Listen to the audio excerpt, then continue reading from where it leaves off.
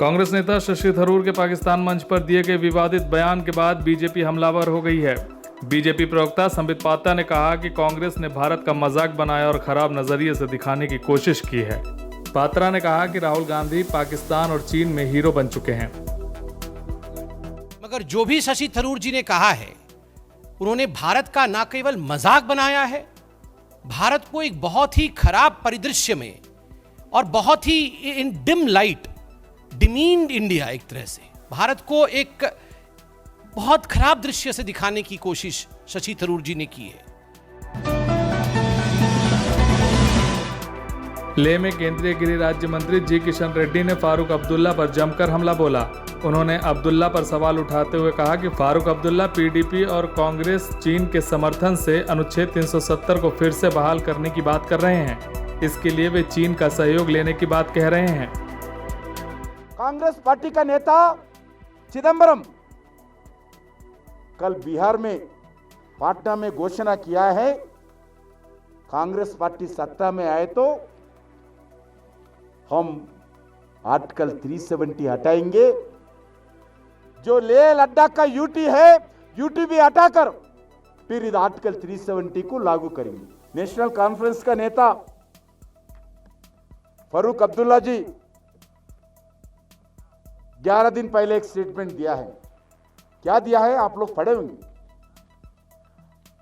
हम national conference, PDP, Congress party, ये तीनों मिलकर चाइना के समर्थन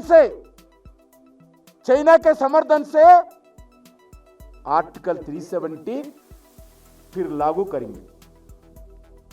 आर्टिकल 370 फिर लागू करेंगे। यूटी का जो दर्जा था लेह लद्दाख का, उसको हटा देंगे। भारत में सर्दियों के मौसम में कोरोना वायरस संक्रमण की दूसरी लहर देखने को मिल सकती है। नीति आयोग के सदस्य ने कहा कि हम सर्दी के मौसम में भारत में कोरोना वायरस संक्रमण की दूसरी लहर की आशंका से इनकार नहीं कर सकते हैं।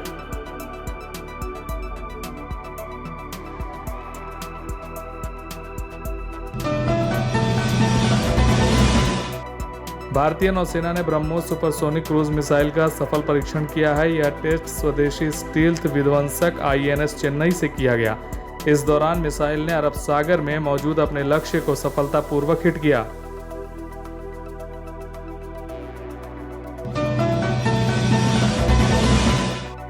भारत चीन सीमा विवाद के बीच चीन ने एलएसी के पास युद्धाभ्यास किया, जिसमें उसने भारी हथियारों का उपयोग किया।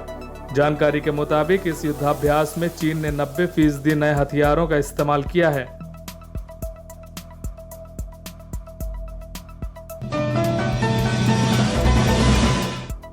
भारत और चीन के बीच सोमवार को सैन्य वार्ता का 8वां दौर होगा। दोनों देशों के बीच कमांडर स्तरीय यह वार्ता एक हफ्ते के भीतर होने जा रही है।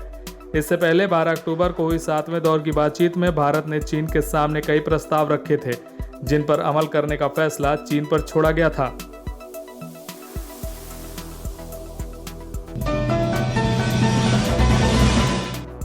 एलजेपी सुप्रीमो चिराग पासवान ने बीजेपी द्वारा वोट कटवा कहे जाने पर आपत्ति जताई। एक बार फिर से उन्होंने प्रधानमंत्री मोदी की तारीफ की। चिराग ने कहा कि प्रधानमंत्री से मेरा दिल का रिश्ता है। प्रधानमंत्री मेरे दिल में बसते हैं। जब मेरे साथ कोई नहीं खड़ा था तब वो मेरे साथ थे।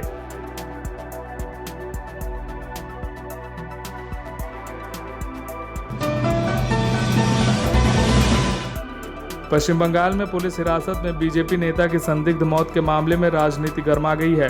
पश्चिम बंगाल के राज्यपाल जगदीप धनखड़ ने इस मामले में मुख्यमंत्री ममता बनर्जी से दोषियों पर सख्त कार्रवाई की मांग की है। उन्होंने राज्य की कानून व्यवस्था पर भी सवाल उठाए।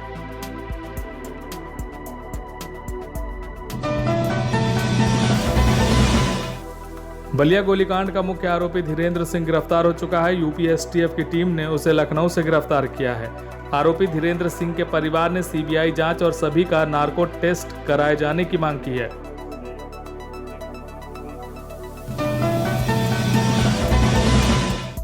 आंध्र प्रदेश और तेलंगाना में भारी बारिश से जनजीवन खासा प्रभावित हुआ है। बारिश और बाढ़ के चलते अब तक 50 लोगों की मौत हुई है। बारिश के चलते कई जानवरों के मारे जाने की भी खबर है। दोनों ही राज्यों ने केंद्र सरकार से मदद मांगी है।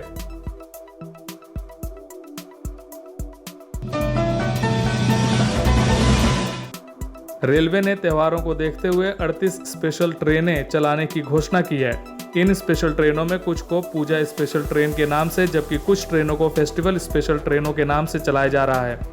ये रेलगाड़ियां पूरी तरह से आरक्षित होंगी और इनके लिए बुकिंग 17 से 22 अक्टूबर के बीच होगी।